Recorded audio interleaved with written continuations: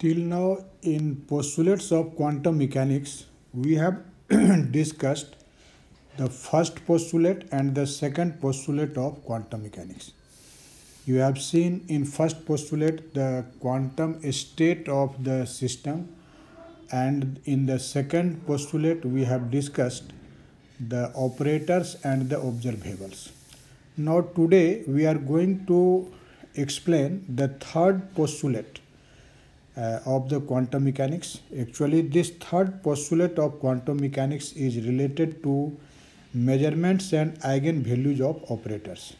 You know, in quantum mechanics, measurement of quantities is very important. So this first postulate is actually very important. Actually, this third postulate, and after that we will study the fourth postulate. In fact, third and fourth postulates in combined form completes the measurement. But in third postulate, just we will learn the eigenvalues of operators, which is just a part of the measurement of physical quantities in quantum mechanics. Actually, in quantum mechanics, all measurements are probabilistic, and the probabilistic measurement will be discussed in the fourth postulate, as you will learn in later lecture. So now let us start what the third postulate of quantum mechanics, which is in fact about the measurement and eigenvalues of operators, states. So you can see I have mentioned here that the measurement of an observable, let us say A, may be represented formally by the action of the operator A hat, which corresponds actually to the observable A, on a state vector, let us say Kate psi. Actually, any measurement in quantum mechanics is made via the operator associated with the observable. Here we have assumed that A is our observable and A hat is the operator associated or corresponding to the observable A. And definitely our system in a particular quantum state, here we have considered that the quantum state of the system is represented by Kate psi.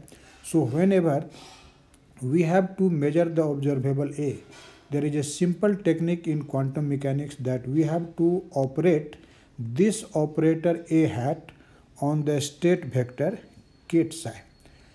And you know, there are several values of an observable, and but whenever we want to measure the values of the observable in a particular measurement, actually only one possible result of such measurement is found, and so it means we get in after measurement only one eigenvalue.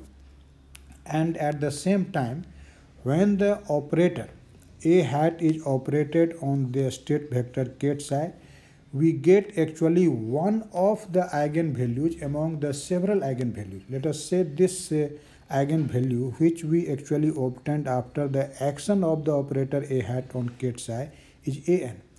And here one thing is very important, that when operator A hat is operated on Kate psi, we get one of the eigenvalues of the observable, and this eigenvalue is actually real, and after measurement the state of the system is immediately changed into the state corresponding to this eigenvalue.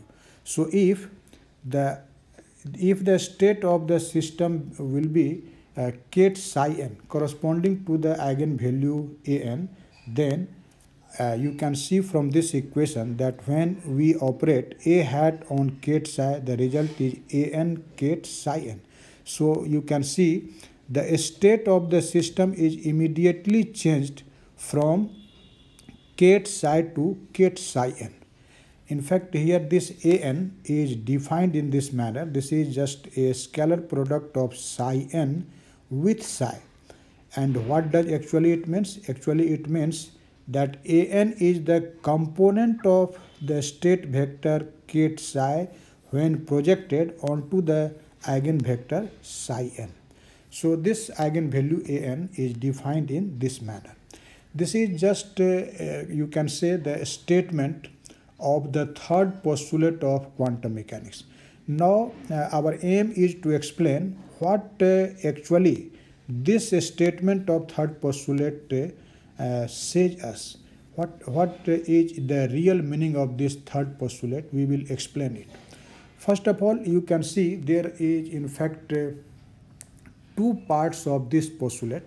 The first part or you can say the first thing which we learn from it is that any measurement in quantum mechanics is via the operator associated with the observable, and whenever an operator is operated or any dynamical variable you tend to measure, the state of the system changes appreciably and immediately. But the scenario in classical mechanics is something different. In fact, in classical mechanics, the state of the system during the measurement also changes, but this change is not appreciable. There is a little change which can be ignored or which can be neglected. So you can say that in classical physics, measurement can be made without disturbing the system significantly. But in quantum mechanics, measurement process perturb the systems appreciably. So, as I have told you that the measurement in classical mechanics perturbs or disturbs the system in negligible amount. So, first of all I would like to explain this fact that measurement change the state of the system or perturbs the system appreciably in quantum mechanics, but not appreciably in classical mechanics. So first of all, I would like to give an example to understand the fact that in classical physics, the measurement does not disturb or does not perturb the system in appreciable amount. For this, let us consider. Just I am writing the main facts which I have just told you, that one thing is in classical mechanics, or you can say classical physics. In classical physics, measurement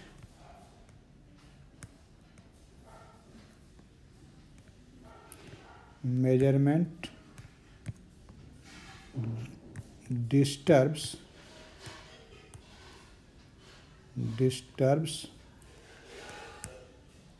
the system, but not appreciably.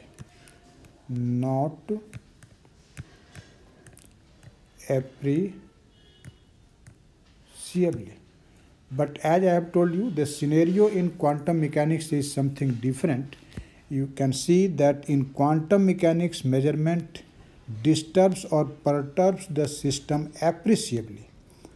In quantum mechanics, I write in short QM for quantum mechanics. In quantum mechanics, the perturbation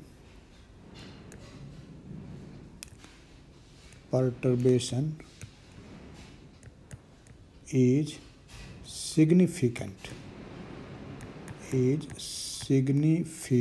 or you can say appreciable. You cannot neglect it.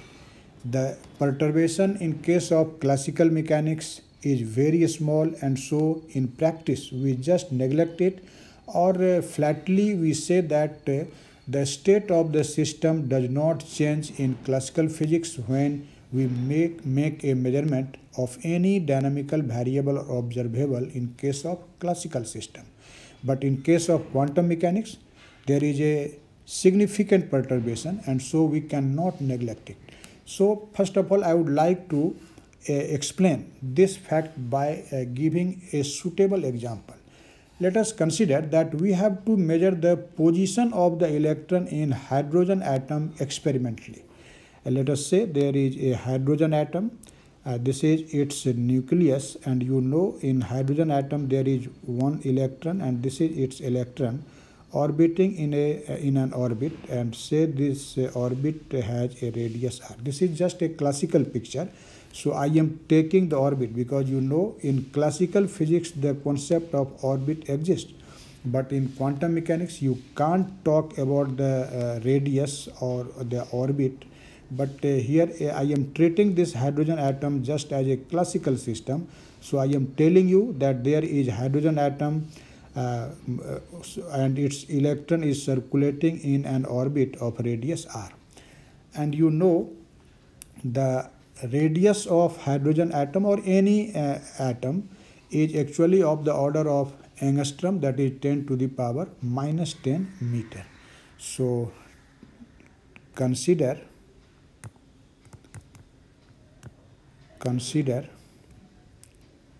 we have to measure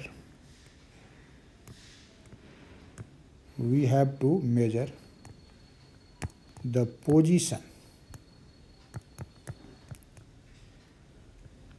of electron in H atom, hydrogen atom.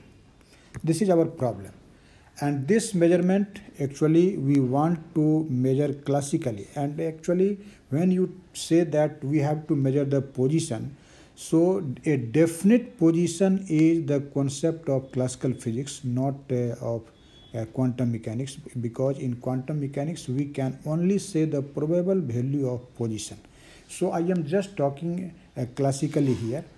And our problem is what? Our problem is to measure the position of electron in hydrogen atom. We have taken this classical example.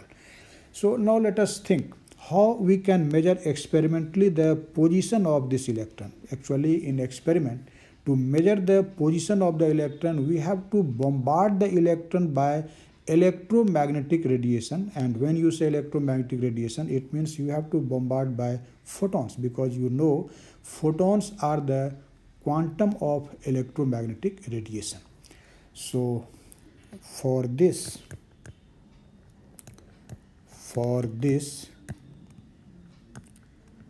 we have to bombard the electron by photons, or you can say electromagnetic radiation. Now you know that the radius of the orbit in which actually electron is moving is of the order of 10 to the power minus 10 meter. So definitely the wavelength of the radiation to detect or to measure the position must be less or equal to 10 to the power minus 10 meter.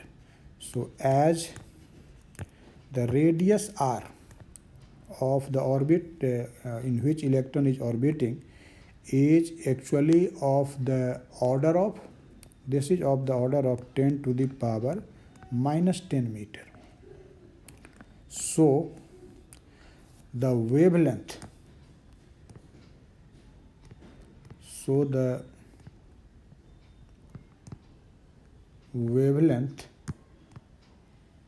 of the radiation used to measure the position of the electron must be, if it is lambda, then this must be less or equal to 10 to the power minus 10 meter. So this should be the wavelength in experiment to measure the position of the electron. Now you know if wavelength of radiation is less or equal to 10 to the power minus 10 meter, then you can easily calculate what will be the energy of the striking photon. So energy of the striking photon the photon which will be actually strike the electron in hydrogen atom. So what will be its energy? You know, the energy of a photon is given as E equal to h nu, and this nu may be written as c over lambda. So this is sc over lambda, and in fact the product of h and c, this is 12,400 electron volt angstrom and over lambda. This is just the formula to measure the energy of a photon. As here you have considered that the wavelength of the radiation lambda should be less or equal to 10 to the power minus 10 meter, or you can say this lambda should be less or equal to 1 angstrom. 1 angstrom. So you can see from here that the energy of the striking photon will be actually greater or equal to, since lambda is less or equal to 1 angstrom, so energy will be greater or equal to, because lambda is in denominator, so this will be 12,400 electron volt angstrom over 1 angstrom. And so you can see that this energy is actually greater or equal to 12,400 400 electron volt. This is electron volt. So you can see the minimum energy will be what? The minimum energy of the photon used to measure the position of the electron will be 12,400 electron volt. And you have definitely studied in atomic physics or in Bohr's theory of hydrogen atom that the ionization energy of hydrogen atom is what? That is only 13.6 electron volt. So ionization energy, IE is for ionization energy of H atom. When you say ionization energy, what does it mean? It means the minimum amount of energy that is needed to just knock out the electron from the hydrogen atom, and that is called ionization energy. And this ionization energy of hydrogen atom is only 13.6 electron volt. So you can compare the amount of energy which is needed to knock out the electron from hydrogen atom is 13.6 electron volt. This is its minimum value.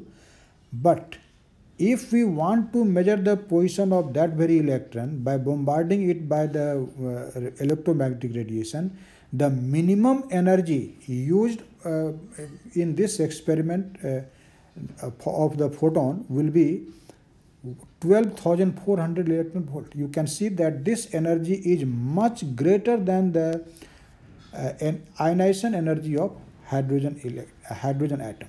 So you can see this E minimum, which is the minimum energy of the striking photon, is much greater than the ionization energy. So you can see in this case, when the position of the electron one wants to measure by bombarding it electromagnetic radiation, the electron is not only disturbed, it is disturbed very much. It is just knock out from the hydrogen atom. Not only knock out, it will gain kinetic energy after knocking out from the hydrogen atom. So you can see that there is this act not only disturb the system, but position of the electron is disturbed very much, very appreciably. You can see it from here. So because you know that our position measurement of electron is just a quantum mechanical problem, and so in case of this quantum mechanical system, actually this actually the position of the electron is disturbed or perturbed very much. So we cannot neglect this perturbation in this problem. So now I hope it will have become very clear to you that in case of the quantum system, the perturbation during the measurement, or the measurement actually disturbs the quantum system very much, and it is disturbed so much that we cannot neglect that perturbation. So this was the first part of the statement of the third postulate of quantum mechanics, that in case of quantum mechanics, after measurement, the state of the system change appreciably and immediately. This is just an instantaneous phenomenon.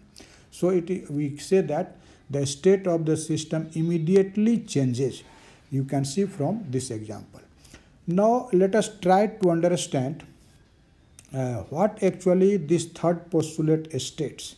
So you can see that the state of a quantum system, is actually described by a state vector, and that state vector is denoted by ket psi or ket psi of t. So let us suppose we want to find the physical quantity, let us say A, associated with a quantum system. If we want to measure the physical quantity A, definitely we have to think about the operator corresponding to this observable A. And so let us consider that A hat is the operator associated with or corresponding to the observable A. We consider it. And that any operator corresponding to an observable in quantum mechanics is definitely a Hermitian operator. So let us say, I am just writing these facts in short. Let we have to measure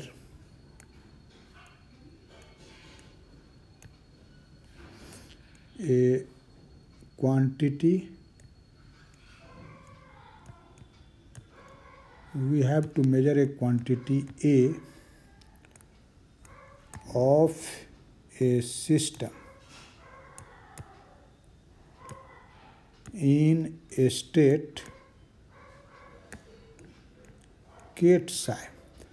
Our system is in a state ket psi, and we want to measure a quantity A, and this quantity is in fact associated with our system. And as I have told you that whenever you want to measure any quantity associated with your system in any state, definitely this can be done via the operator corresponding to the observable. So you can consider that A hat is the operator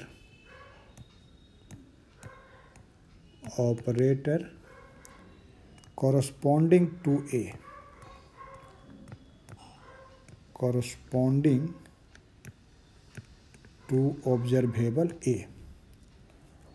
And you can see that according to the second postulate of the quantum mechanics, that the operator associated with an observable is definitely a Hermitian operator. So this A hat will be also a Hermitian operator. So A hat is a Hermitian operator.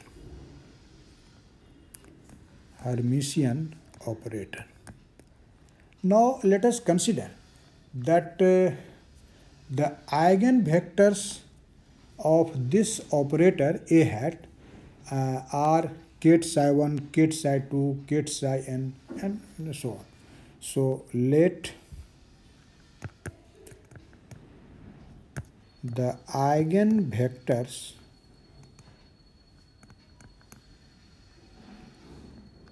of A hat are ket psi 1, ket psi 2, and so on, ket psi n. We consider. since the eigenvectors, as you have learnt in the second postulate, form actually the basis, and that basis is complete.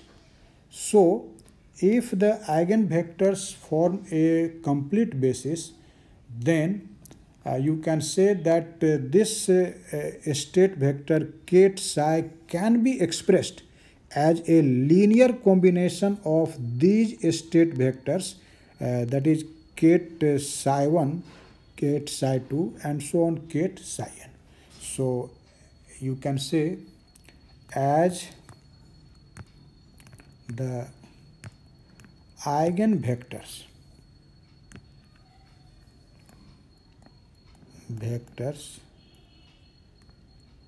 form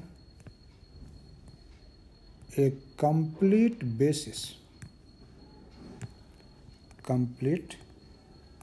This you have learnt in the second postulate. This is actually just the statement of second postulate of quantum mechanics. Second postulate. So, ket psi can be expressed as a linear combination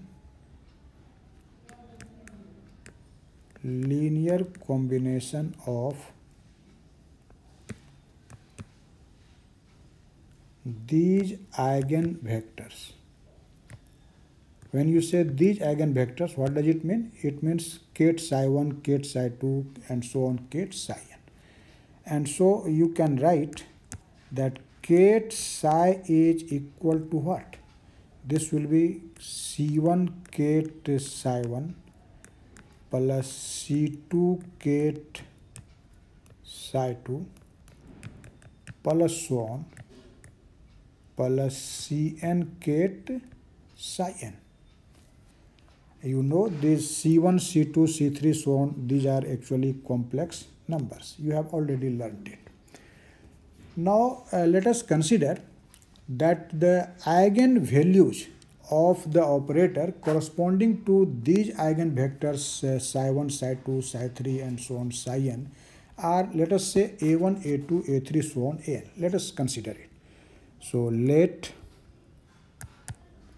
a1, a2, so on an are eigenvalues of the operator A hat corresponding to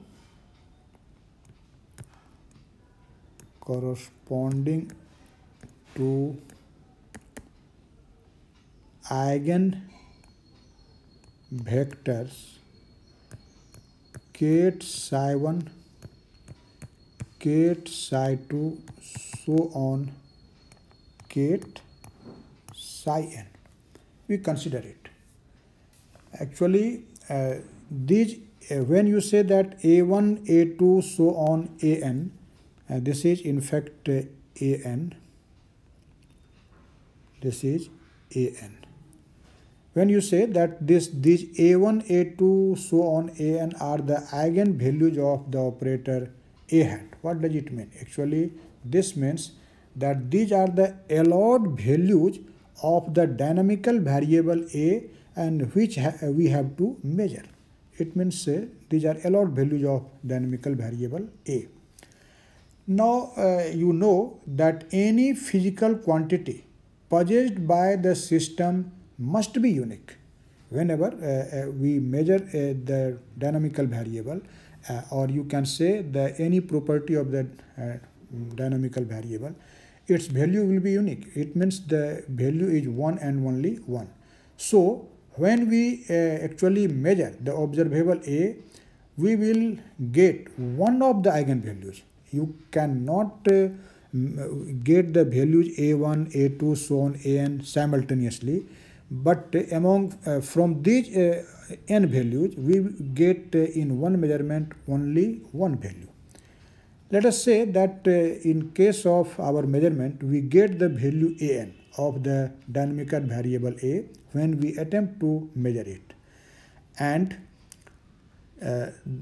we are measuring this value an in the state which is kth psi of the system. But as this postulate says, whenever you will measure and you get the value an of the dynamical variable, the system was in the state kth psi before the measurement, but just after the measurement the state of the system will change, and the new state will be what? New state will be actually the state of the system described by the state vector or eigenvector corresponding to this eigenvalue. You know, the eigenvector or the eigenstate corresponding to this eigenvalue an is actually kth psi n. So the state of our system will be immediately changed from kth psi to this kth psi n. So I am just mentioning here the important facts which I have just told you, that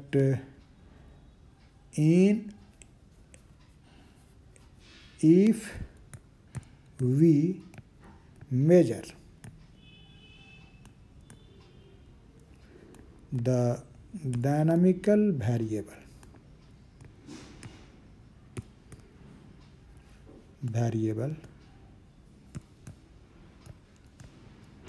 our result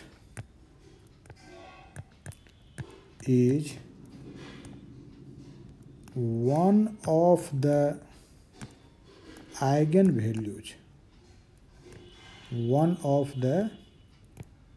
eigenvalues, and let us say this value is an, and you know the state vector corresponding to this an is kth psi n. But when we were measuring the variable and get the value an, then before measurement the state of the system was not kth psi n, but that was kth psi.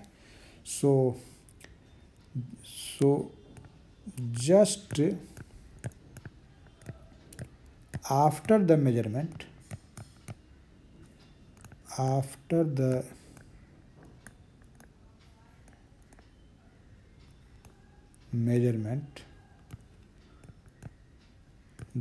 state of the system changes from kth psi to kth psi n. In fact, there is only one exception of this rule. And what is that exception? You can see that when the system is actually already in one of the eigenstates, not in eigenstate kth psi, but our system is in one of the eigenstates, that is, it is either in state kth psi 1, either in state kth psi 2, or either in state kth psi n. So if the system is already in one of the eigenstates of the observable, which is actually we want to measure, then in that condition the state of the system will not change even after measurement. So let us consider that our system is already in the state kth psi n. Then when we will actually operate the operator a hat on this state vector kth psi n, the result we will get an, and a state of the system will remain again kth psi n. It will not change. So this is the only exception, that if the system is already present in one of the eigenstates defined by kth psi 1, kth psi 2, and so on kth psi n, then the state of the system does not change when we actually measure the dynamical variable associated with the system. So this is a very remarkable fact. I am just writing the important fact here. If our system is already in one of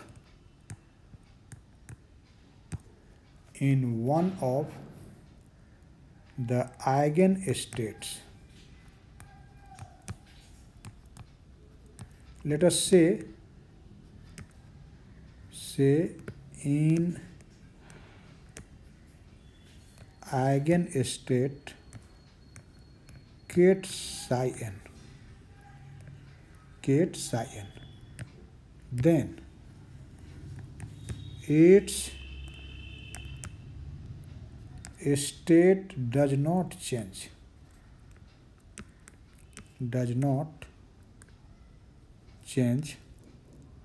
after measurement.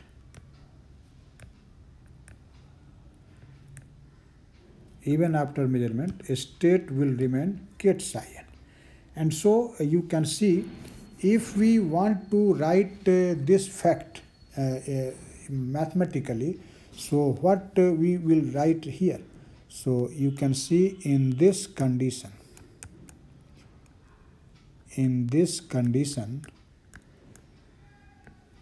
the mathematical equation which will describe this measurement will be A hat operated on ket psi n. The result will be an ket psi n. So you can see from this equation that the state of the system before measurement was ket psi n, and the state of the system after measurement is again ket psi n. So it does not change. But as I have told you, it is possible only when before measurement our system is in one of the eigenstates, that is, it is either in the eigenstate ket psi 1 or ket psi 2 or ket psi 3 or ket psi n. Then it is possible. Actually, this is a very important equation in quantum mechanics, and this is actually called eigenvalue equation. So this equation 2 is known as eigenvalue equation. This is a most important equation. In several problems we have to write the eigenvalue equation. So let us see once more this equation. If you want to write the eigenvalue equation, how you can write? We simply operate the operator on the eigenstate or the eigenvector, and we get the eigenvalue corresponding to this operator, and again that function, or you can say again that eigenvector. So this eigenvector ket psi n before the act of A hat on it and after the act of A hat on it remains same. And if this remains same, then you can say this equation is an eigenvalue equation. So this is all about the third postulate, which is actually related to the measurement and eigenvalue of dynamical variables. Now I would like to explain this fact, particularly how we can write the eigenvalue equation and how we can determine the eigenvalue of an operator in a particular numerical problem. I would like to give a very simple example. So let us take an example to clarify this concept. I am taking this example just in a problem form, and I will again tell you that such problems are asked several times in your competitive examinations. So in this problem, not problems, but I am just taking only one problem. So let us see a simple problem. The problem says that find the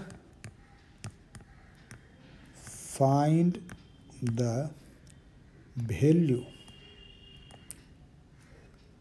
of the operator of the operator B. Actually B is here an operator. I have not written B here, but remember this B is an operator. B that makes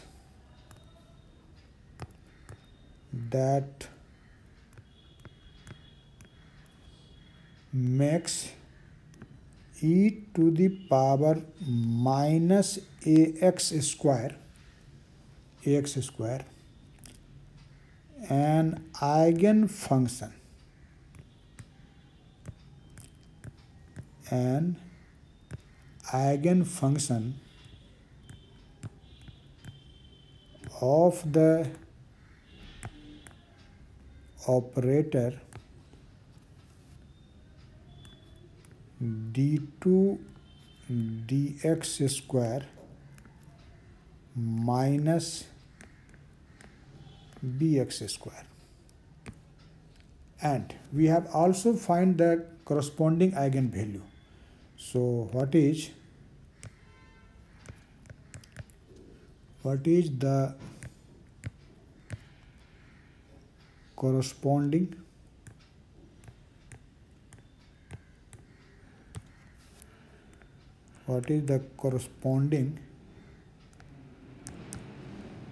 eigenvalue?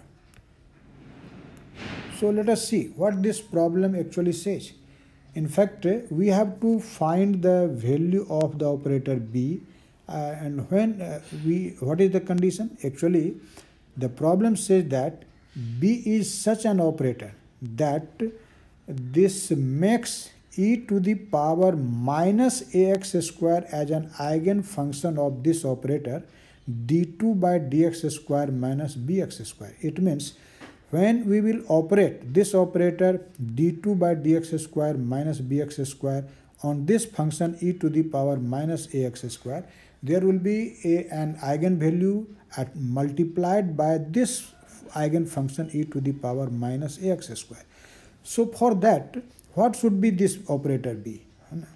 And we have to find first of all the operator B, and once you get the value of this operator B, then you have to find the what will be actually the eigenvalue of this operator. So now let us solve this problem. You can easily solve this problem. First of all, we have to write the eigenvalue equation. You know the eigenvalue equation of any operator A hat is given as what? We have just studied it here. You can see this equation is an eigenvalue equation. So we will first of all write this eigenvalue equation. So the eigenvalue equation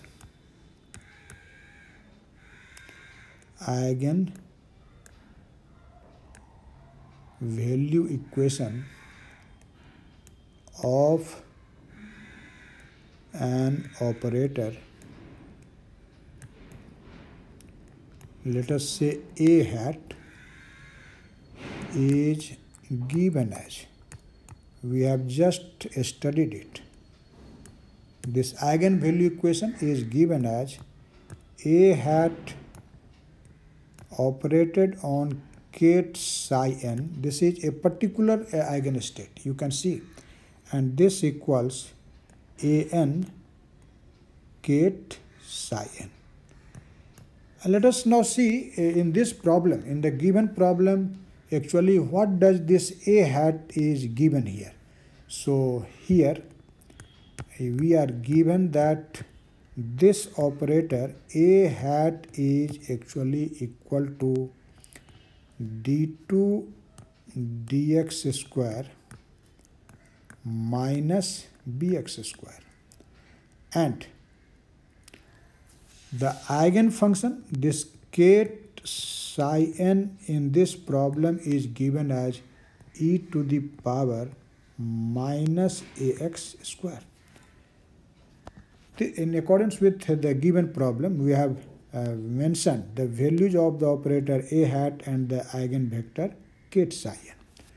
Now let us substitute the meaning of this operator and the eigenfunction in equation 1. So we can write this A hat operated on ket psi n.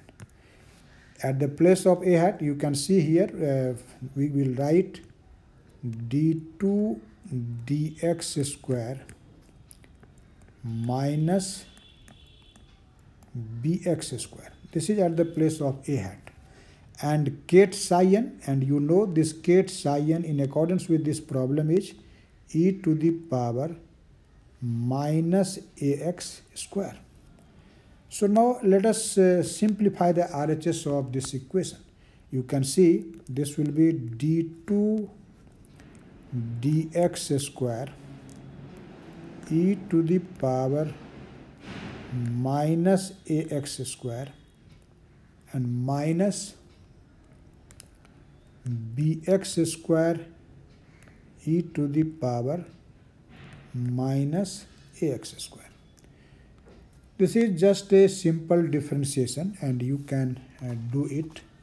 So we will write a hat ket psi n equal to. So you can now see this. This RHS may be written as d dx and when this d dx will be operated on e to the power minus ax square, what will be the dc? This will be e to the power minus ax square into minus 2ax and minus bx square e to the power minus ax square. Now let us now differentiate this product of two functions with respect to x. You can see this minus 2a is a constant factor, so we will take it outside, and now we will differentiate the product of x and e to the power minus ax square with respect to x. So what will be this? This will be dc of x, that will be 1, and so dc of x is 1 and times e to the power minus ax square and now plus, now we will keep this x and differentiate e to the power minus ax square, and that will be e to the power minus ax square times minus 2ax and minus bx square into e to the power minus ax square. Let us simplify it little more.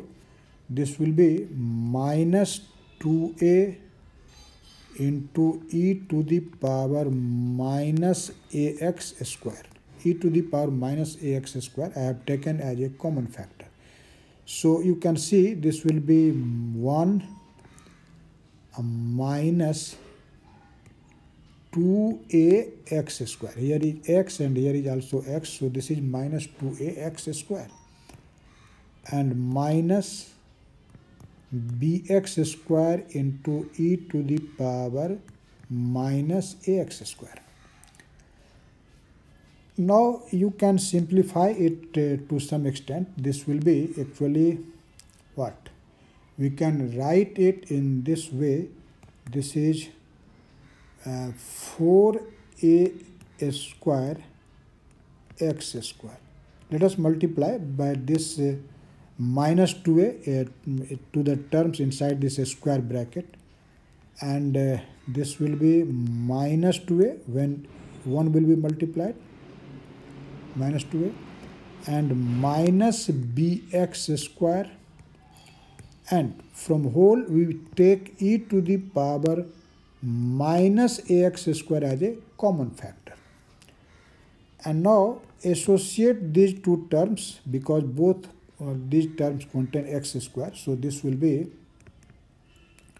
4a square minus b times x square and minus 2a into e to the power minus ax square.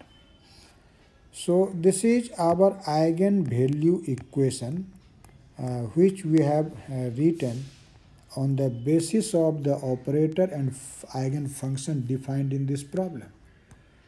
Now, as our problem says that the eigenfunction of this operator a hat, which is actually equal to d2 by dx square minus bx square, is simply e to the power minus ax square. But you can see if this psi n is simply equal to e to the power minus ax square, then definitely in RHS the x dependence of this term should not exist. So we can say that if the constant b makes this ket psi n equal to e to the power minus ax square, then definitely the RHS must be independent of x. So you can say if the constant b makes this ket psi n equal to e to the power minus ax square, then RHS of equation 2 must be independent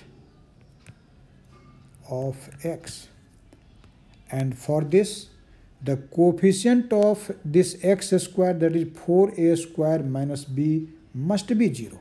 Only then it will be independent of x, and therefore you can say that this 4a square minus b, this should be equal to 0, and so you can see that this b is equal to 4a square.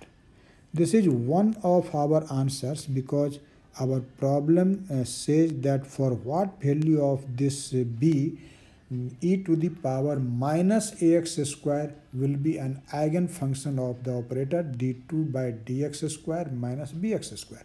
So this is one of our answers of the problem. Now let us compare this equation. Now first of all, let us write the eigenvalue equation now, because now you know that this 4a square minus b is 0. So what is actually the eigenvalue equation now? So then you can say, then equation 2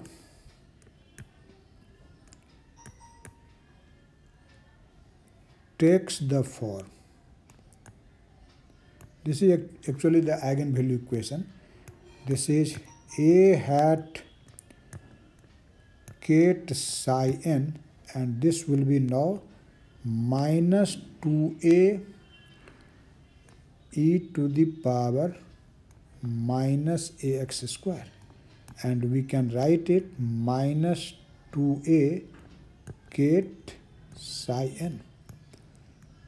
Ket psi n has been written at the place of e to the power minus ax square. So now you can compare the eigenvalue equation which we have written in this equation 1, you can see here, and comparing these two, you can easily say what will be the value of the quantity an, which is actually eigenvalue. So comparing 1 and 3, you can find the value of an.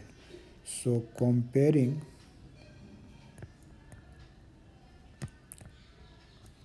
1 and 3,